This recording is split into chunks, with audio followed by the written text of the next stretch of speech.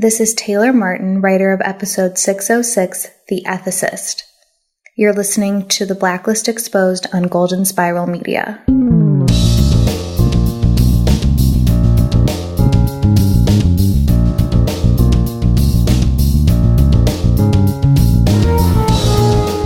I swear, if Aaron makes fun of me this week, I'm going to rip his tongue out. Welcome to the award-winning Blacklist Exposed podcast. I'm Agent Troy Heinrichs. And I'm still inmate Aaron Peterson, although I'm not entirely sure they would allow vending machines around psychotics, but whatever. I mean, you can break the glass and then stab, whatever. Thanks for joining us once again as we discuss number 91 on the Blacklist, The Ethicist, written by Taylor Martin and directed by Bill Rowe. Show notes and other intel for this episode of the Blacklist Exposed can be found at theblacklistexposed.com. Now that it's back up and running, thanks so much to those that had suffered through our website troubles, but we are up and running once again. On this episode, we will cover off on our profiling question from last week, thoughts from all of you, and then dig into this week's case profile. Lots of good conversation with the ethicist this week. I'm sure we'll have some debates. Then we'll hear what you all thought about the ethicist and special agent intel. And remember, if you're loving the show, to head over to Patreon. That's Patreon, patreon.com/theblacklistgsm, and throw a few bucks in the hat. Well, with that, let's see how you all answered last week's profiling question. Will Red get out of jail legally or illegally? Surprisingly, 70% say legally. I don't know if you guys know how the law works, because I guess all he has to say is, I'm not really Red Reddington. Well, in the gig's up, jig's up. Yes, one of those. Specifically from this week, though, he said that they were going to do the first case that they were going to bring against Reddington was that of treason. And I was like, remember all those times that I said that he always says your government and your people? So maybe he can't be tried for treason because he's not actually a U.S. citizen. Well, I said that like a couple weeks ago or whatever. He can't be tried if he's not Red Reddington. So all he has, that's really his out. All right, I'm not him. She knows. Liz has been breaking all these laws, trying to prove these things.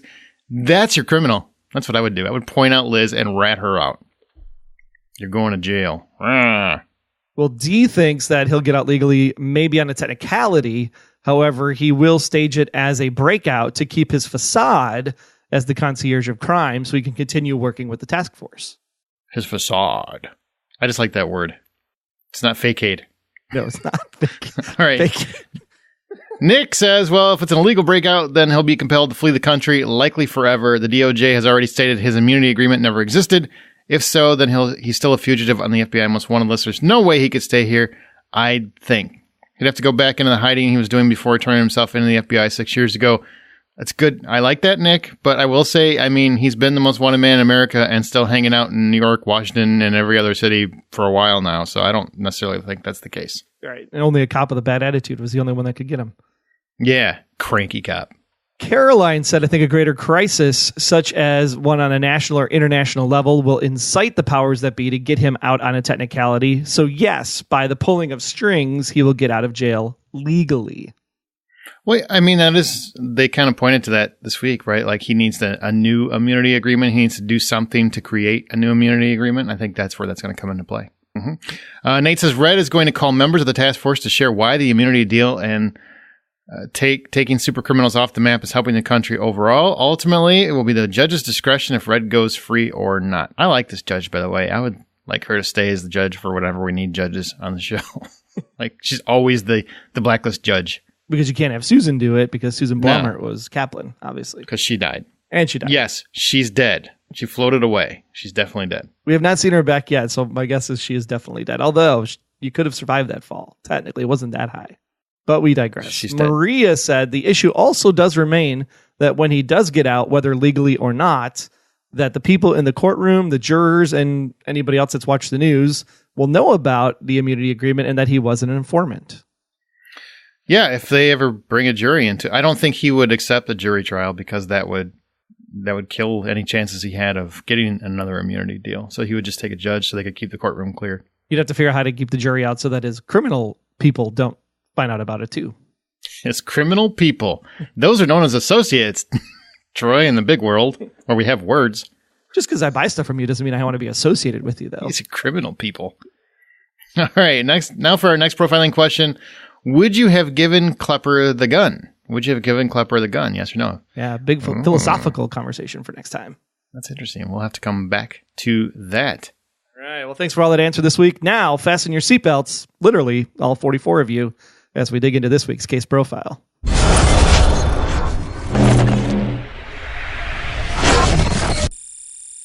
I see what you did there. All right. Well, first off, my favorite part of the episode was the Havana commercial because I love that song and she's pretty. Yes. I rewatched that. I probably watched that commercial more than the show. I kept rewinding it and watching it. It's pretty sad how I live my life. Oh my Anywho. gosh. All right. In Rock Creek Park, CEO Digby Tamerlane, props to you, Taylor Martin, for coming up with that name because that's something. That's something. He is the CEO of Kiani. I think is how you pronounce it. I think it was Kiani, wasn't it? Kiani. You tomato. Well, see, and I was going to give props to Taylor pepper. for that one because Taylor's also from the Chicago area originally. And I was like, oh, Chai one. That makes sense. That's what I thought it was. And then he said it and he's like, Kiani. Kiani? What the hell's Kiani? Well, it seems to be like Amazon Light, I guess is what I'm getting out of it. But he's killed a 12-year-old in a hit and run. There's only one witness. You know, where he's burying this kid and dragging him off. I'm like, where the hell was the witness at? Just hiding behind the trees in some dense fog? That was a weird location. But regardless, there's one witness, and that's where the ethicist comes in. He offers to eliminate the witness because statistically, her life is worth less. I mean, as long as he moves the distribution center from Malaysia to the U.S., then his life is more important than hers. Worth less, not worthless.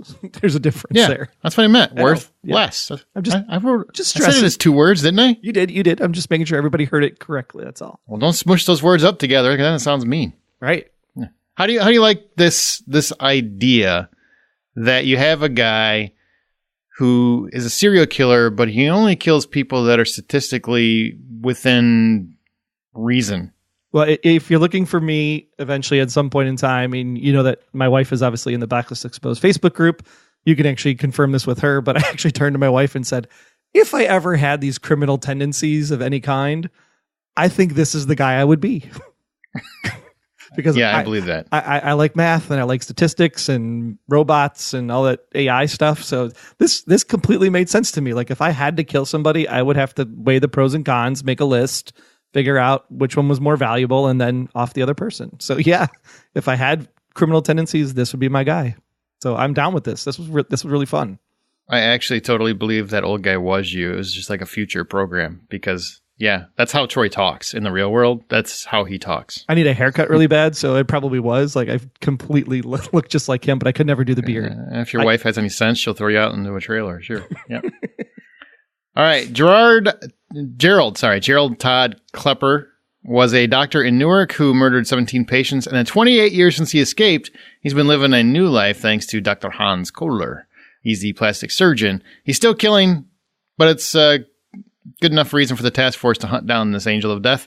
Liz isn't wanting to hunt him down for good. She wants to find him because he might know who Red really is. We learn all about the VSL, which is the value of statistical life, and that is what Klepper bases his murders on. Whoever is determined to have a more valuable contribution to the world is who gets to live. That's where I find this concept of a serial killer fascinating, because I can't decide, does that make him a terrible person or a reasonable one? Which was really great how they tied it into Red's little speech with the doctor in the institution there. The whole like, well, rivers kill people, like companies kill people. Like I actually do the world a good thing. So it was great to have that dialogue from Reddington compared with this Blacklister, because I started to think, technically speaking, killing people is wrong, but he does make a valid point. See, this guy, did you ever see Avengers Infinity War? No, never.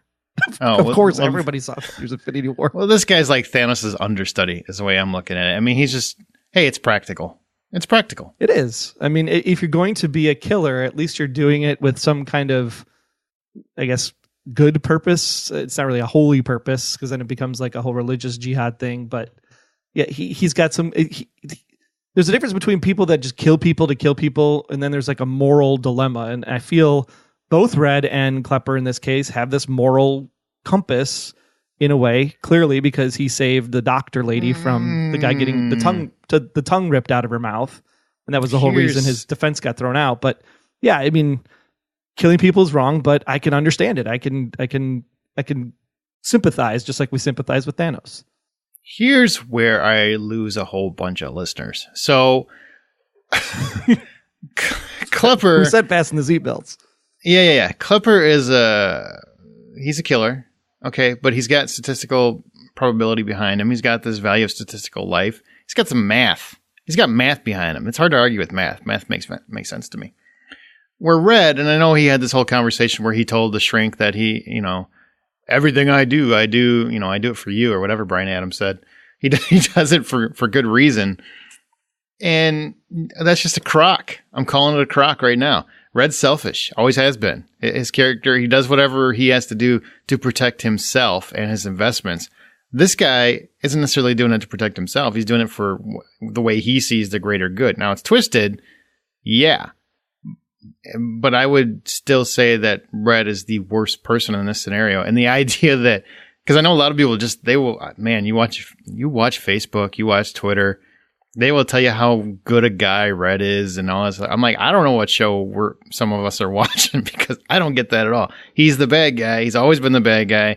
He does a lot of bad stuff, and he kills people, yes, sometimes for good and to help somebody out, but most of the time so he can get away with something. That's totally different than what this Klepper guy is doing, to me. But at the same time, your counterpoint that would be this whole saving the doctor lady from Atticus.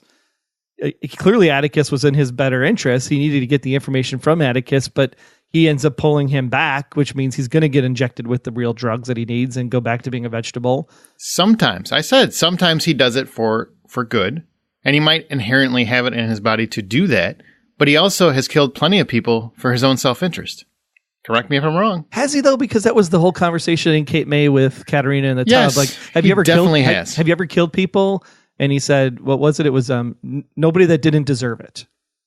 Yes. Seriously, you've been watching the same show I've been watching the whole time. You don't remember him killing anyone else for selfish reasons? Come on. That's just ridiculous. Was Fowler worth it, or was Fowler selfish? I don't know.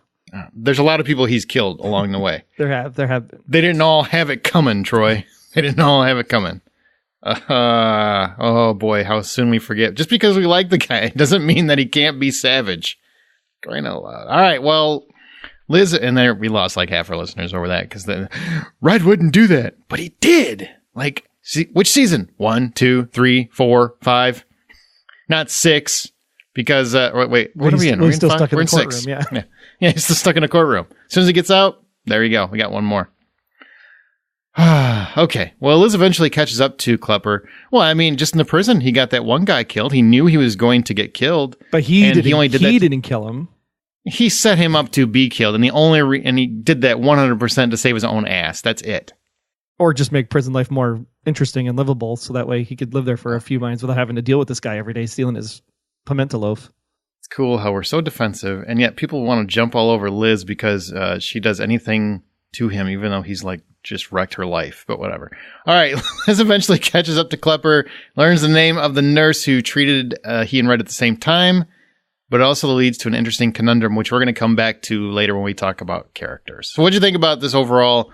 This is really, I would say it's a Blacklister of the week, but not really. It's really more about furthering the Liz and Jennifer angle, which we were complaining about last week. So is that good for you or what? Yeah, I think this was good because it resolved the problem we were having last week where they're not moving fast enough, and they obviously gave us an answer right away. Mm-hmm.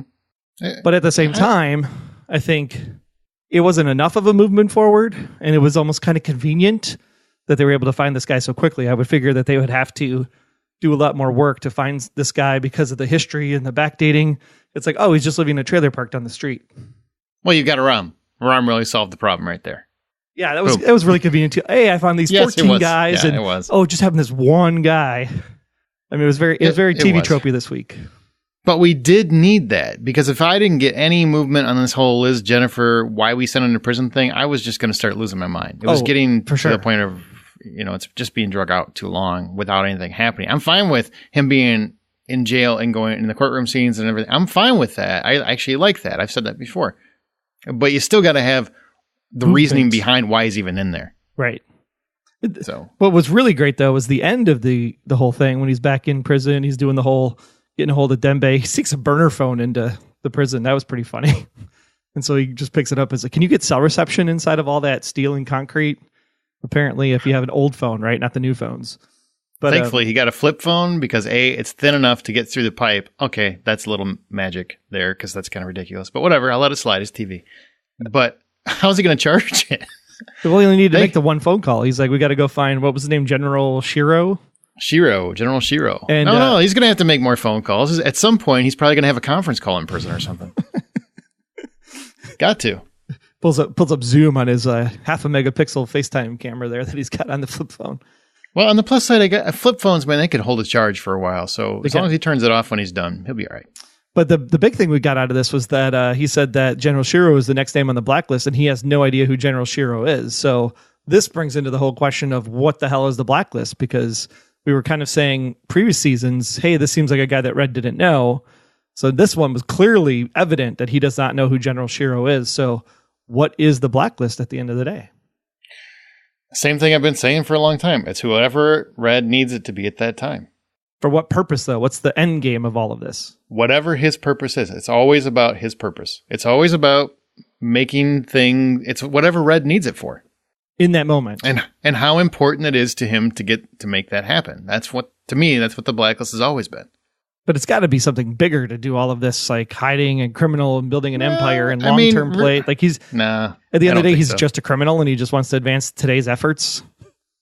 Yeah, and it's really like how dire to his current situation is this particular blacklister, and that's where the number comes in. That's what I got. How's General Shiro going to help him get out of court, though? Get out of jail when he's looking for the assassination attempt that he was talking about? We don't know that yet. We'll find out next week. It could very well. He said that it had to do with his immunity agreement. It's imperative for him to get a new immunity agreement. My guess is this name is going to be for someone that is going to do something horrible, and if he prevents it, he can demonstrate how important his immunity agreement is. And it would be cool if they tie that back in, because we had that lady in the season premiere that was going to take out that Turkish ambassador and blow up the UN. So maybe there's a group that's trying to do something, and because of that, there might be an assassination plotted. And if he can find this General Shiro person, he can thwart the assassination, which is the international incident that one of the listeners mentioned that gets him out of jail free. I really don't know how the UN thing wasn't enough to get a new immunity agreement. I mean, that should really be enough. It was before he got into the jail, though, so technically he was still working off the old one. So it'd still be enough for them to go, you know what? All right. And I still say, literally all Cooper has to do is walk into court and say, he needed that gun, we approved it. Done. This is all over. The gun doesn't matter anymore. They're not going to care. And it has to be, filed off with the serial number because he has to look like a criminal. Absolutely. Because he's not going to have a properly licensed firearm when he's a criminal. Criminals don't do that. They don't use their own gun to shoot people. They use one not that I would know. That's what I've heard on the streets with a Z.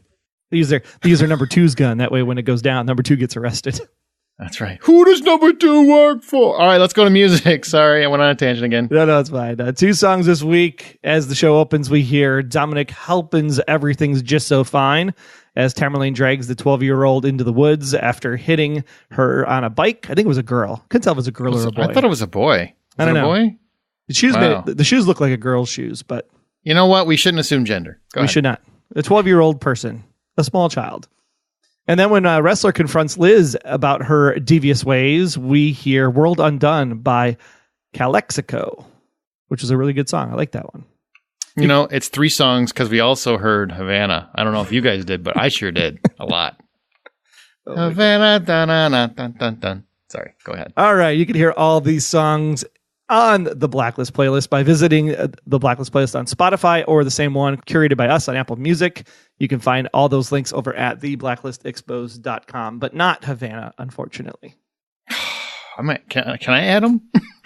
I don't know if I can add them. It's definitely on my Spotify playlist.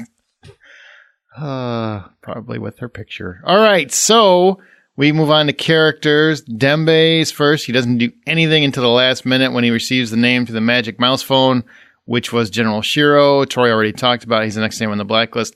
Again, I want to go in. and say, I don't think that's how pipes work, but it's a cool idea. I just don't know if you could actually get a flip phone tied to a string and drag it in through the pipe system, because the pipes do go in lots of places. You know, I mean, it's not just his cell that pipe's going into. Well, unless it's a straight line shot. Could be a straight line shot. Sure, it could. Yep. It's TV. You got to buy it. You just got to swallow it because it's ridiculous. I mean, the flip phones are pretty small, though. I mean, you ever see the size of those sewer rats? I mean, dude, it's a pipe. Have you ever seen a turn in a pipe? Try to stick a flip phone. Man, hair clogs up your drain for weeks. What do you think a flip phone's going to do?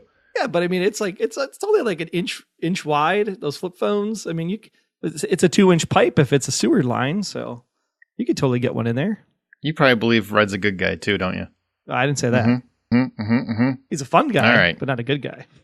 I would hang out with him. I just, wouldn't tell him where I lived. That's all. Just in case. All right, Cooper, not much. Has a nice conversation with Wrestler. We're going to come back to that, so we'll just move past that. Aram does the fancy IT stuff and limits the scope to one Cameron Morella, who is basically Klepper. He uses, a kidney transplant? Yeah, he's like, hey, these people need kidney transplant. Take the age, divide by 2, carry the 1, square root of pi, and you get the one guy who happened to need a transplant that fit Klepper's characteristics. Kidney or liver. I got to tell you, and to be fair, I just want to apologize ahead of time. I was traveling this week, so there are a couple little details I couldn't nail down 100%, which I normally would. So please accept my apologies if I get something wrong. But kidney, liver, same thing. Definitely a kidney. That one I know. Same organ, right? Like, they're all the same. Well, one needs dialysis and one doesn't, and that was the whole thing of the dialysis treatments. But okay, you were traveling. Yeah. Okay, exactly. See, there we go. We moved to Samar. Nothing this week. Definitely seems like she's better. Why do you say that? Well, maybe she sang the preposition song. I don't know. No sign of aphasia at all when she had her conversations when she was on screen this week. I think she had like one line. 2. I think it was 2. Two lines. In the same scene. She was too busy playing Word Splurge. That's what her and Ram were doing this week. We're playing Word Splurge. And one more time, I got to say, Ram, so Mars had a little bit of story. Ram really still hasn't had nothing this season. Yeah, no, nothing much. Sad. But you know what we have had? 2 weeks of story with Wrestler. That's right. Not just a little scrumpet. We got 2 weeks where something actually happened to Agent Wrestler. I'm pretty excited about that because not only did his hair not move, but he also had some movement as a character. Well, and maybe a regression a little bit too, because if he was trying to pick up Liz last week to go to the wedding, like he's really not reading Liz very well. He just goes along with everything that Liz is spoon feeding him, and then all of a sudden it's like, oh, you totally do me. It's kind of, hang tight because we'll get there. So Wrestler ascertains that Liz got to Klepper first and that she was working for Red. That's what he thought. But she asks him to trust her, and he does. Once more, his good guy mentality is challenged and thwarted. And this leads me to my theory for the season. Are you ready for this? I'm buckled in. Okay. Wrestler, I think, is being led down the path to his own demise. If Liz tells him the truth about Red, he has to die, in my opinion. Because everybody that knows Red's secret, except for Liz. But this goes back to exactly what I said to John in the interview when we started the season. The only other person at this point that's alive, besides Dembe, that knows enough history about Red that could shed some light and some answers, is the guy that chased Red for 5 years on the Reddington Task Force.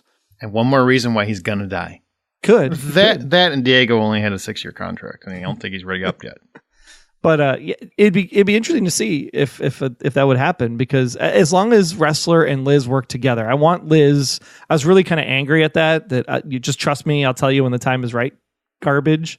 I was like, no, this is where you bring him in, because this would be really great so that he can start being part of the story and then working together. This would have been the moment. So I actually had a hard time with that. I mean, that's cool and all, and I know it moved the story forward, and he's allowing that to slide, but that's more like morally ambiguous Wrestler, where he's always been the Boy Scout, other than that one murder thing. We'll just forget about that. Yeah. But, when she was a fugitive, like, he was hunting her down. And he would have brought her in, absolutely, if he caught her. So that kind of took me by surprise. But on the same token, he also has been a little morally ambiguous since that moment himself. So maybe he's allowing a little bit more leeway. Well, yeah, because he said character growth in those 3 seasons, right? That was the start of season 3 where he was still like, I'm going to arrest you if it's the last thing I do. And now he's more like, well, we all kind of bend the rules a little bit, I guess, as long as it's for the greater good. And you're saying it's for the greater good. I trust you, even though you are Reddington's daughter. At least he thinks so. And that's why he just lets her slide. And he still wants that date. I'm sure he does. You know what? If I turn her in, I'm never going to get that date. Never. I'm going to be going to weddings alone forever, or call an alter ego every single time I need a accompaniment. Part of me wants to see what happened at the wedding. Like, how did I was kind of hoping go, right?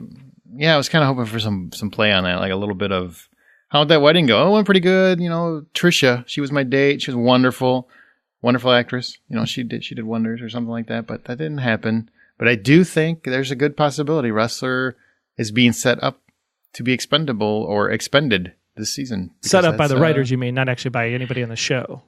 No, yeah, by the writers. Yeah. I mean, it feels like he's being, to me, that's just what I got out of it. A little bit. So that's my prediction for season 6. Okay.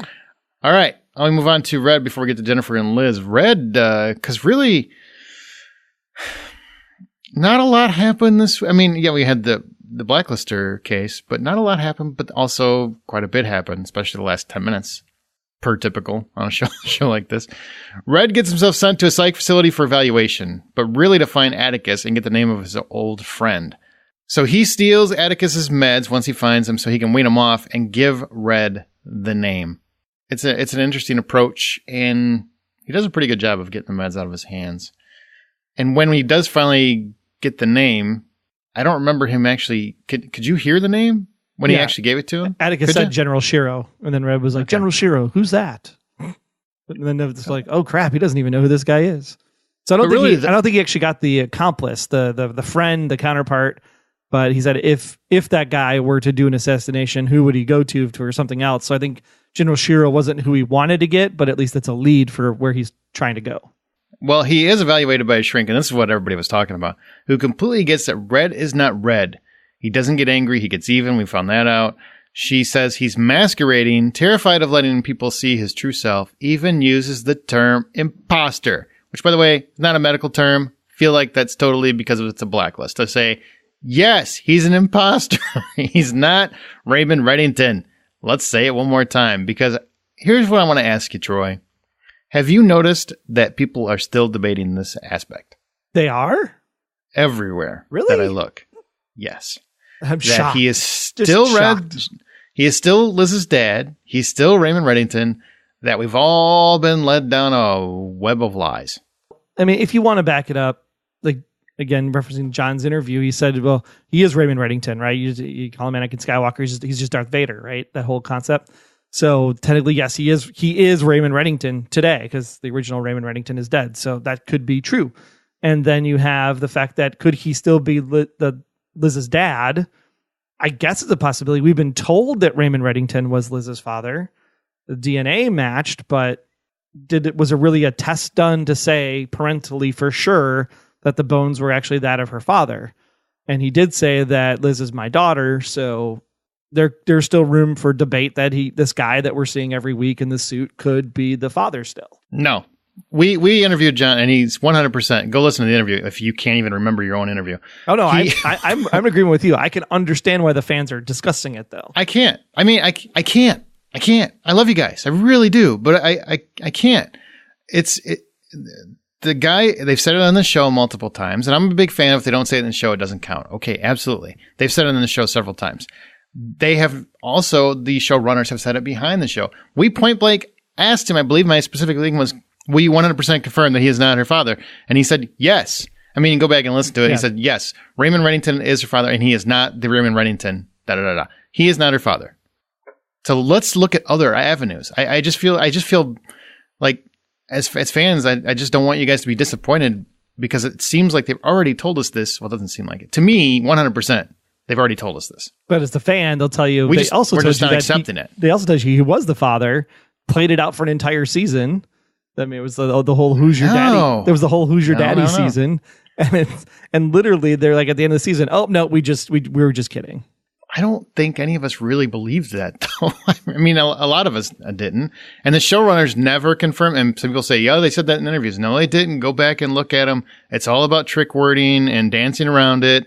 And that Liz believes that she is her father. Liz believes. Well, now they're saying, no, he is not. That's totally different. And I feel like this has been put to bed. And I just kind of want to bring it up because I see people arguing about it. I don't like seeing people argue about stuff. I just think it's not something to argue about, I guess. Yeah. I mean, the theory camp thing too, where everybody's just like, I'm going to kick you out of my group because you don't believe what I believe. It's like, come on.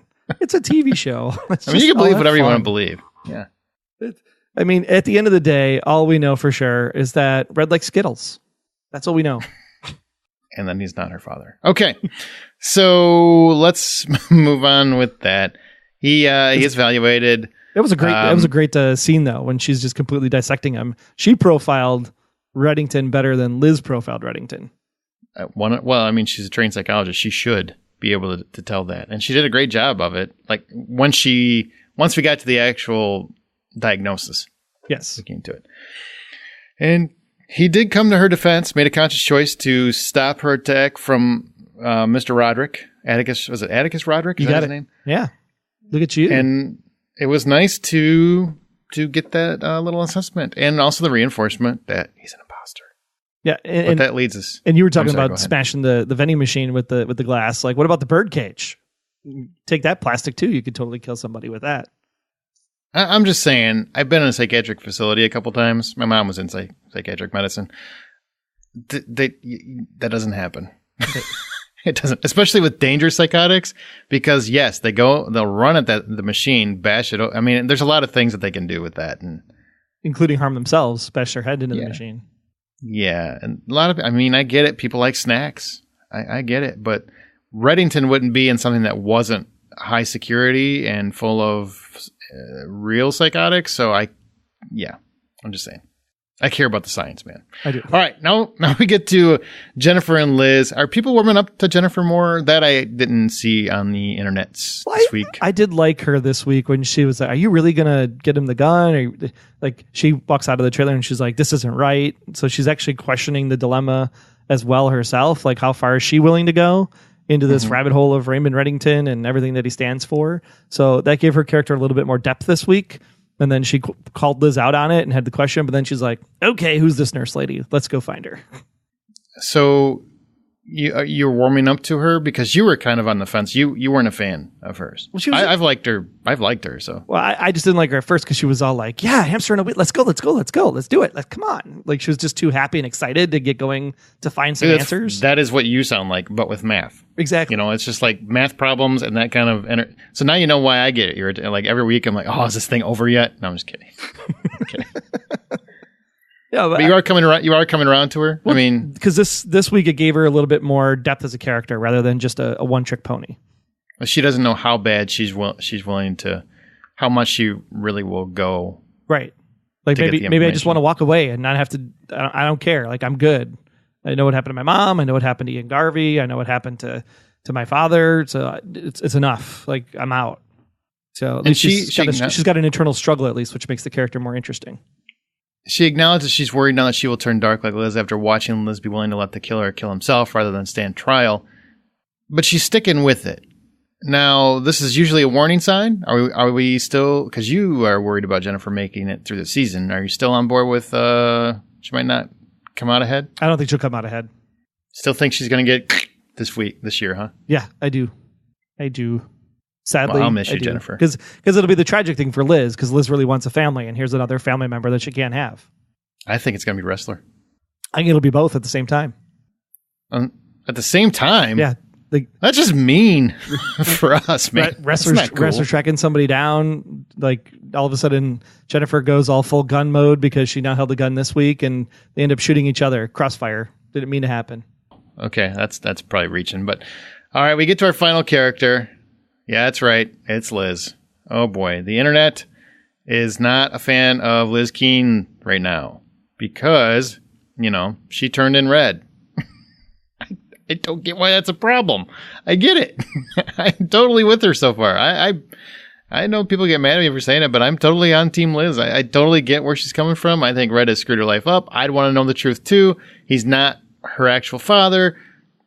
You know, and she does waddle a little bit, like, because she does have feelings for him because of over the years, but she's staying the course. I really like where the character's at this season. How are you feeling about Liz right now? I think Liz has been great this season until this episode. We got drama. Well, why until this episode? What happened? Maybe this is why I think Jennifer was better this episode, because ever since she turned him in, she's been this waffling back and forth like she does on the show. Like, I like Red, but I don't like Red, but they weren't really moving the case forward. And it's like she had this own moral dilemma of her own of, like, should we just keep going? It felt like. And Jennifer's like, go, go, go, go, go. And then we get to the end of this episode after she hands Klepper the gun and she's like, doesn't even like deal with that internal struggle. She cries a little bit with Wrestler, but I think that's more about her and Wrestler and lying to Wrestler than it is about her internal moral dilemma about what's going on. And then she's talking to Jennifer, and then Jennifer's like, well, maybe blah, blah, blah. And Liz is like, no, we're so close. Let's do it. It's like all of a sudden the characters like completely switched gears this week, I think, as I was watching that. It didn't seem like it was consistent. Like we're back to episode 1 and not episodes 3, 4, 5 are kind of like put aside.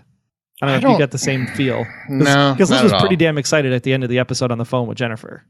I don't think so. I mean, she was excited, but she also was she struggled internally herself. For me personally, I think Liz did what she felt she needed to do because she's come this far. She desperately wants to know the truth.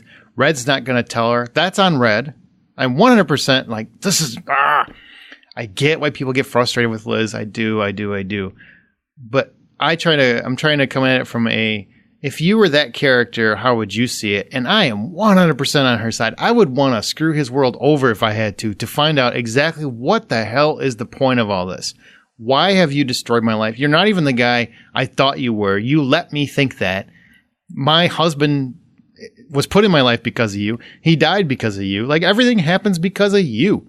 So I need to know why. I need to know why. You don't want to tell me because, in my mind, I'm speaking as the character, you're either a savage, you're methodical, you're nefarious, or you're a coward. Those are the only options I have. And I know nobody wants to hear those compared with Red, because we love him. He's a delight, and he's, Spader chews the scenery. I get all that.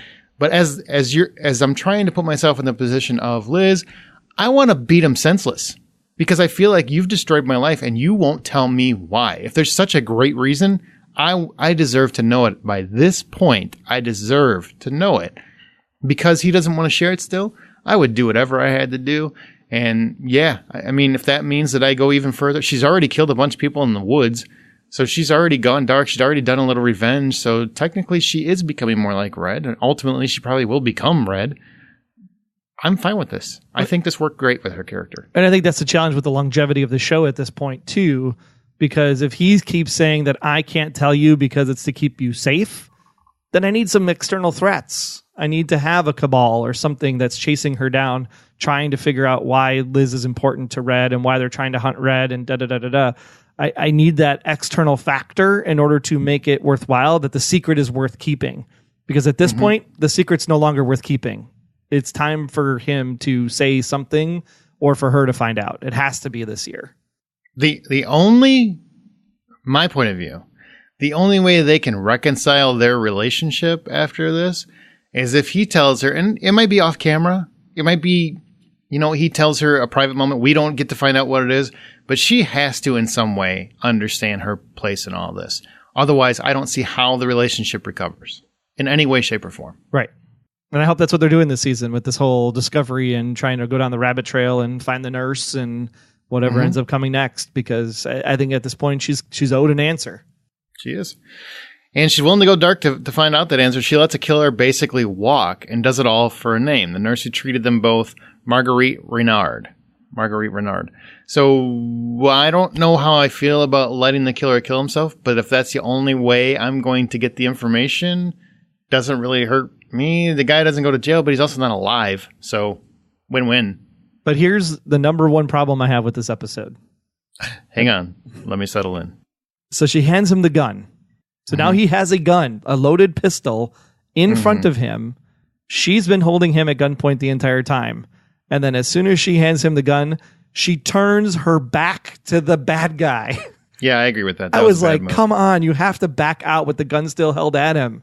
You can't turn your back to the bad guy when you just gave him a gun. I was waiting for her to get one in the back. Any other show, she would have gotten one in the back. I didn't like that particular moment. That was an interesting choice. I mean, she should have stayed, door open, kept the gun on him until he finished the job. Exactly. And then walked away. I do agree with that. That's a weird thing to do, weird choice to make. Rookie mistake. And by weird, I mean bad. That was bad plan, bad form. You could do better, Liz. Yes. But, I still like the moment. The moment's great. The moment is fantastic. Yeah, I was just kind of rookie move. Like, come on, production. Got to walk out backwards. All right, well, we want to take a second. We've got some more show in a minute, but we want to take a second to say thank you to those of you that are supporting the show by going to patreon.com/theblacklistgsm. That's patreon.com/theblacklistgsm, or anywhere you see the words support the show on the website. You can help make the show better, the podcast better, by throwing a few bucks, pounds, yen, whatever, in the hat, so to speak. We have different support levels, so if you want to get cool rewards like a t-shirt, you want to become a task force or syndicate member, you can even get your own blacklist number. Yes. And by contributing, you help us hit some goals as well. We can bring back Red's Rhetoric, bring back the apps.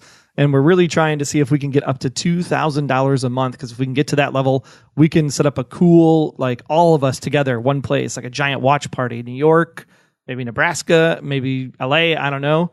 But if we got to get there. So if everyone listening just threw in like $1 or $2, we would totally knock that goal out of the park. So let's go ahead and make that happen. Everybody's support helps. We want to thank Doug for being our very first official Blacklister. Doug gets his own official number and Blacklister name. Also, big thanks to our syndicate member, Marilyn, for her gracious support, and our task force members, Leonie and Brandon. All of them get a cool Blacklist Exposed t-shirt as well. Also, thanks to Kevin, Paulette, Isabel, Richard, Nell, James, Michelle, Judy, and Sharon for being amazing special agents for supporting the podcast. And they all get early access to an interview. So hopefully that will be coming shortly. Well, it definitely will. I already know it will. All right. Again, that's spelled Patreon. That's patreon.com/theblacklistgsm. Fill the fedora, get some awareness awards for yourself. We'll be back with Special Agent Intel right after this. Welcome to Smirk. Each week, one of our hosts will write a story with a specific topic in mind. After unraveling their tale, the fun begins as we identify and launch into a spirited discussion on the author's topic. It's a meshing of creative storytelling, realistic discussion, and a healthy dose of humor. Be sure to subscribe to Smirk on your favorite podcast app. And visit our website at smirkpodcast.com.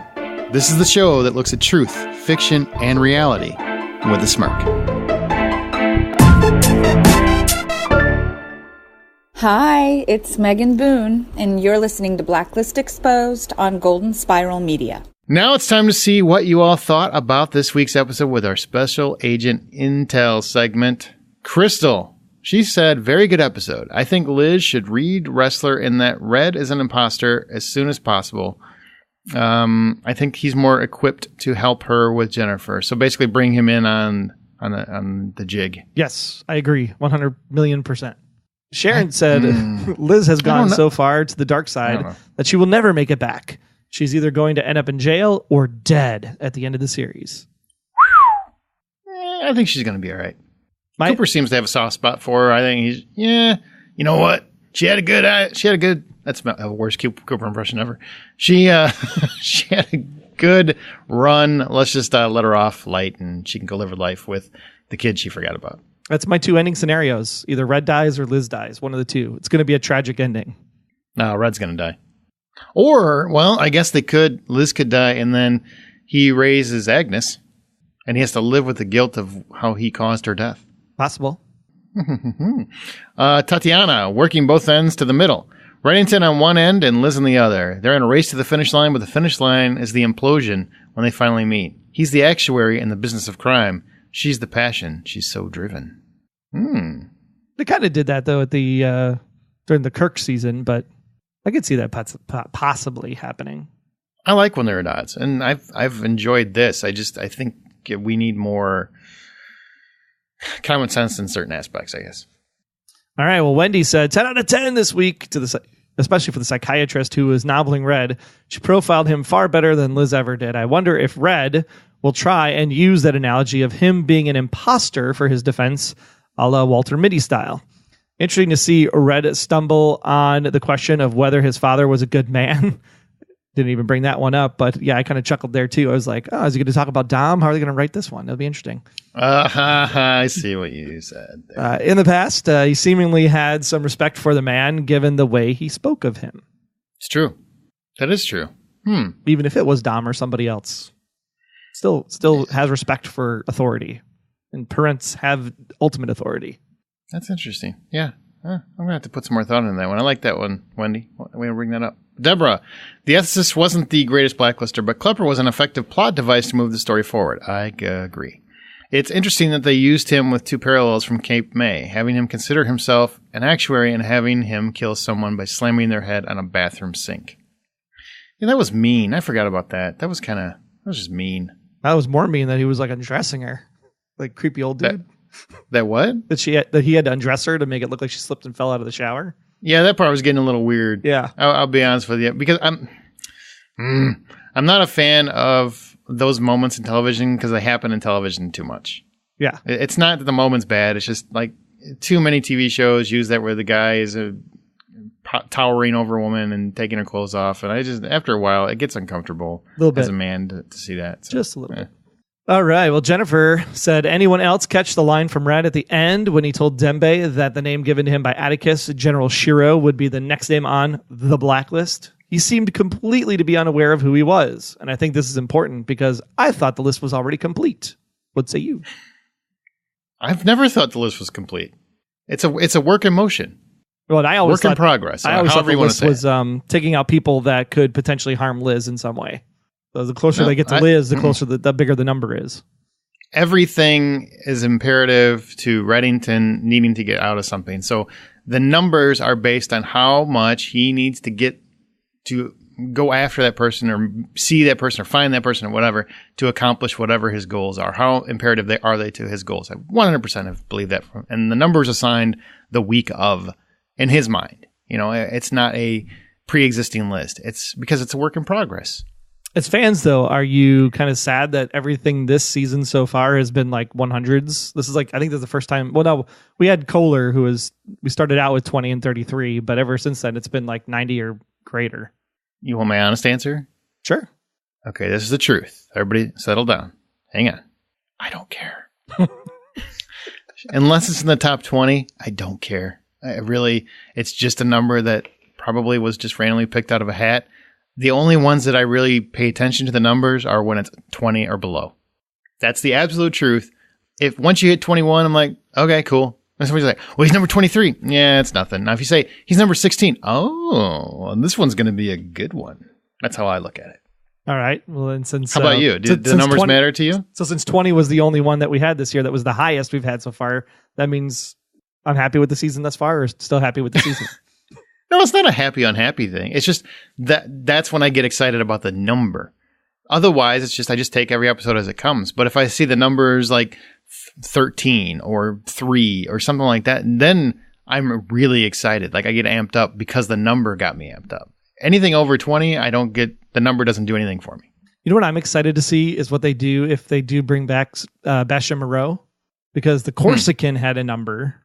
But Bastion Moreau is now a new guy. So technically, Bastion Moreau could have his own number because of his facial changes from what the Corsican concept was, potentially. I think the Corsican has to come back into play. For sure. And maybe that's where he's trying to get to. He's trying to find the Corsican because, through General Shiro. Yeah. Yeah. All right, Doug. Wow. Not a fan of the storyline that opened this week's show. I really don't like it when they use kids, especially visually. Yeah. The bike, the shoe, the broken windshield, the dragon. This is an episode I would not watch again. I mean, but you're cool with the dog? Is that what you're telling me? Dog's okay, kid's not? Is that where we're at, Doug? Didn't Taylor do the Lady Ambrosia with the kids too? Does she have something with like dead kids? I'm just curious. Maybe she doesn't like kids. I've got kids. I get it. Sorry. Just kidding. Don't write. I'm just kidding. Love Doug. All right. And Taylor. She does a great job. All right. I've been convinced this season that Red is grooming Liz to take over, kind of like the Dread Pirate Roberts. Do you guys know what Dread Pirate Roberts is? Silk Road? No, I don't know You don't who know? Dread Pirate Roberts is. Well, he here, changes I'll all give you a he little. changes all the time. I'll give you a little life lesson. Well, I guess, it could be like the actual Dread Pirate Roberts and the Princess Bride, but also the Silk Road is. Oh, see, I didn't know the Silk Road. So yes, please do enlighten me then. Okay, well, Princess Bride is probably. He's probably referring to Princess Bride. But the real Dread Pirate, or not, the person in real life that assumed the name of Dread Pirate Roberts created the Silk Road, it was an internet black market where people would buy illegal things, and then eventually that Dread Pirate Roberts tried to order assassinations of people. It's a fascinating case. You can Google it, Silk Road, and then you'll learn all about it. Now, he's probably referring to Princess Bride, the movie, where Dread Pirate Roberts comes up, but the Silk Road is more fascinating. Check that out. Education this week. I know. A little fun lesson. I probably listened to too much true crime stuff. Okay. I think once it looks like the immunity deal is dead, he will escape. I bet we only have a couple of episodes before he gets to that point.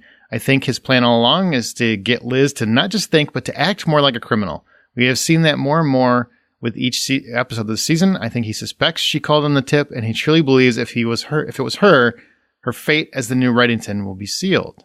That's an interesting aspect to look at. All right. Well, James said hello, Aaron Troy. Well, hang on. What do you think? What do you think? What of that? If her fate is that idea? Her fate is the new Reddington. Yeah, Liz. That he's actually letting her slide so that she could be the new Reddington. No. I think she just wants to know the answer. I don't think she wants to become Red. He's saying that she's got the Red's warrior gene her. and the criminal tendencies and all that other blah blah blah blah blah. But at the end of the day, like, she doesn't want to run an empire, be a criminal fighting against the country. She still has that innocence about her too. So that was an interesting way to look at it. That would be an interesting twist. She's becoming like him with the more and more deeper she goes. But it's not his plan. It just is a byproduct. No, because he said, like, will I ever be able to see the light again? The whole Mexican fish story from the cave. I think Liz hasn't lost the light. She's just going deeper to the rabbit hole, and it'll depend on how deep she goes to see if she can come back up or not. Last one. All right, last one. James said, hello, Aaron and Troy. Long time no speak. I don't know y'all's schedule when y'all decide to record the show. He wrote y'all. I didn't say y'all. I fully understand that the difficulty y'all face with your working schedule and your personal life, especially this season, must be horrendous. But in retrospect, is it possible to come up with a ballpark period of time for the fans' sake as for when we record the show? Here, I'll make this easy. No. It literally is going to depend every single weekend. As you know, Aaron usually takes a hiatus in March because he goes to South by Southwest for the other podcast. For me, it's all depending on work at this point. So right now, the target is to record on Sundays and release on Sundays. That's the target. But sometimes it's a little earlier. There might be one or two where we got to do a Monday night because I'm out of town one weekend and Aaron's out the same weekend. So, and here, I'll give you a little insight to the private lives there, James. I have a deal. I have a deal at home, with my family, that I won't do podcasts on the weekends. Well, Blacklist is now on Friday. So the only way we can really even do the show effectively is on a Saturday or Sunday.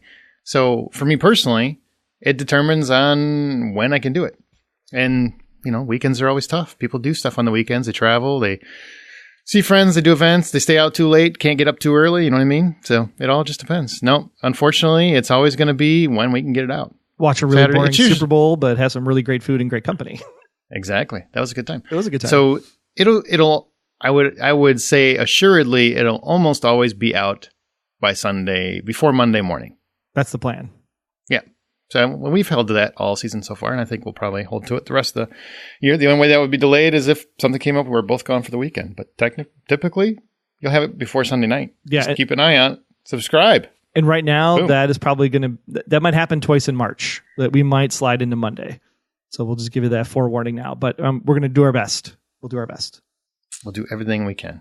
Absolutely. All right. But thanks for being concerned about our personal lives. That's really nice.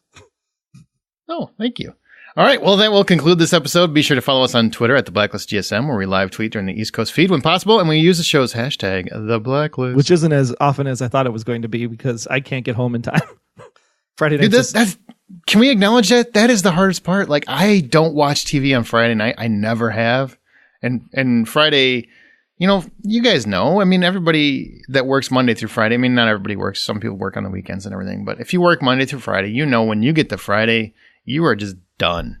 you are done. So you get home and it's not really like you crash, you hang out with friends. You're not really planning on watching the TV show. When we watch it, we kind of have to pay attention to it for the podcast. So we're trying to pay a lot more attention to it than just watching it casually. And I'm just beat. I'll be honest with you. I rarely watch it on Friday when it airs live anymore. I can't remember the last time I watched it live. I DVR it. I mean, I hate to say like I skim it, but I make sure I watch it Friday night so it counts for the ratings. But I might not watch it till like 9:30 or 10. And then I still got to get up at 6:30 in the morning on Saturday and watch it again because I completely missed half the stuff. Because you're just tired. Brain. Friday is not my favorite time slot for the show. And they've bounced it around a lot. No time slot is a good time slot because I don't believe in time slots. Like, just let me watch the show. But I want to watch the show. Because you're Captain Binge now, right? Well, yeah. Like, I pick one show, I watch the whole thing, and then I'm done. And then I pick up another show and I watch the whole thing and I'm done. Netflix has spoiled us all. Netflix has spoiled us all. This is the first week. This is the honest truth. And it's probably just because I saw Havana. This is the first week in the entire last 2 years that I have watched a commercial while watching The Blacklist. Ooh. I don't watch commercials. And I blame Netflix. I mean, I am totally spoiled. I'll be the first to admit it. Between Netflix and Hulu, I just don't watch commercials. People at work are always like, did you see that commercial? Nope. Nobody's selling me nothing because I skip right over them. I don't have any time. I couldn't tell you what the latest fad trend or whatever it is, anything. I get all my stuff from Instagram. Exactly. Twitter. I mean, I see it on YouTube when they force you to watch it. the 15-second ad in the front. Yeah. Yep. Totally get it. So yeah, so if you're wondering like, hey, why have you guys been on Twitter so much? That's why. So, because we're not live. Absolutely. I mean, we try to tweet with the West Coast feed, I suppose, but nobody's watching West Coast feed. They're already in bed. Yeah, it's hard. So if you guys think we're like we're slacking this year, it's not where we're slacking. It's just it's more complicated than it was last year and the years before. Definitely easier when it's a Monday or Tuesday night airing. All right. I liked Wednesday. Wednesday was my favorite. Wednesday was my favorite. It was good. Mm. Well, don't forget to follow us on Tumblr, Instagram, and join the Facebook group where you can chat with everybody. Just search for The Blacklist Exposed, talk about the show, the podcast, or your favorite color Skittle. Quite frankly, I don't like Skittles. You like what? You put like 4 of them in your mouth and you chew, and it's just like it just becomes like this paste, and it never dissipates. God, I'm more of a sweet tart Smartie guy. You're a terrorist, man. That's just not right. You probably like Twizzlers over Red Vines too, right? Hell no. Red Vines are only licorice you eat. You're redeemed a little bit. You're redeemed. I just had that argument with a friend of mine who was telling me that Twizzlers are way better than Red Vines, and Red Vines at the Walmart of Twizzlers. They should. I really hope Red finds that person. That is a killing that is worth it. That was so funny. All right. You can also subscribe to our show on Apple Podcasts, Google Podcasts, Spotify, and now Pandora, or from your favorite podcast player of choice. You can even listen from the website, plus find all the intel and analysis about this episode for the Ethicist by visiting theblacklisexposed.com. Big thanks for listening. Don't forget to answer our profiling question. Would you have given Klepper the gun? Klepper is such a weird name. I know. It sounds like an STD, doesn't it? It totally does. All right, guys. Have a good week. See you later.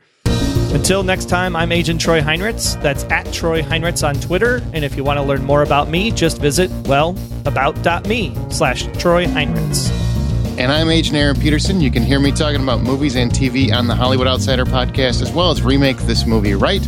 We are available at thehollywoodoutsiders.com or on Twitter at 5popcorn. Be sure to subscribe, download the app, submit your feedback, but most importantly, keep yourself off of the Blacklist.